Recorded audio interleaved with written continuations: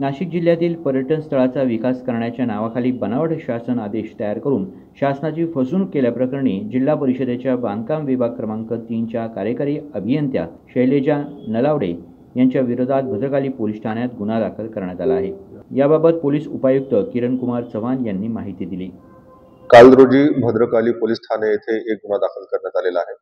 या गुन्ह्यामध्ये जिल्हा परिषद येथील कनिष्ठ प्रशासकीय अधिकारी यांनी तो गुन्हा दाखल केलाय। त्यांच्या फिर्यादीनुसार 2024-25 या कालामध्ये तत्कालीन कार्यकारी अभियंता यांनी बेकायदेशीरपणे निविदा प्रक्रिया राबवली। त्यामध्ये शासन निर्णय जे चुकीचे आहेत किंवा जे खोटे शासन निर्णय आहेत ते वापर करून बेकायदेशीरपणे निविदा प्रक्रिया राबवली आणि ही निविदा प्रक्रिया राबवून 1 कोटी रुपयाचा अपहार करण्याचा प्रयत्न केला। यानुसार फिर्याद दिली, त्याप्रमाणे गुन्हा दाखल करण्यात आलेला आहे।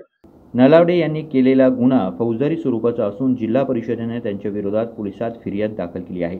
पुढील तपास पोलीस यंत्रणा करेल आणि दोषींवर कठोर कारवाई केली जाईल असं मुख्य कार्यकारी अधिकारी आशिमा मित्तल यांनी सांगितलं आहे। गुड्डू शेख, दिशा न्यूज, नाशिक।